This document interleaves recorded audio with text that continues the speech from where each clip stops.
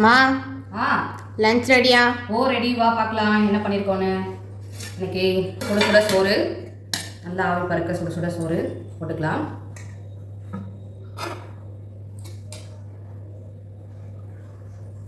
சோறு போட்டாச்சு. அதுக்கடுத்தது இன்றைக்கி என்ன குழம்புன்னு பார்த்தீங்கன்னா, முட்டைக்கோஸ் தேங்காய் அரைச்சி ஊற்றி குழம்பு பண்ணியிருக்கேன். இது குருமா குழம்புன்னு கூட சொல்லலாம். இது கம்மியாக போட்டு வச்சா குருமா குழம்பு. இது வந்து மொத்தமே நிறைய முட்டைக்கோஸ்லாம் போட்டு செஞ்சதுனால இது குழம்பு தான். நல்லா தேங்காய் சோம்பு அந்த மாதிரி வந்து கசகசெல்லாம் போட்டு அரைச்சி செய்கிறது. இது ஊற்றிக்கலாம். ரொம்பவே நல்லாயிருக்கும். கண்டிப்பாக இது வந்து எப்போயாவது ட்ரை பண்ணி பாருங்கள். தெரியலனா ரெசிபி வேணுன்னா கேளுங்க, ஷேர் பண்ணுறேன் உங்களுக்கு. அதான் சூப்பராக வந்து அப்புறம் இது தொட்டுக்கிறதுக்கு வந்து பார்த்திங்கன்னா அப்பளம் பொரிச்சு வச்சுருக்கேன். அப்பளம் கம்மியாக தான் இருந்தது, அதனால் கொஞ்சம் வந்து இந்த வெங்காய வத்தல் இந்த ரிங்காக வரும் பாருங்கள், இது கொஞ்சம் வந்து பொரிச்சிருக்கேன். அவ்வளோதான். ஒரு சின்ன துண்டு அப்பளம், அதுக்கப்புறம் வந்து இந்த வத்தல் வச்சுட்டேன். இன்றைக்கி சுட சுட சோறு, அதுக்கப்புறமா முட்டைக்கோஸ் குழம்பு தாங்க.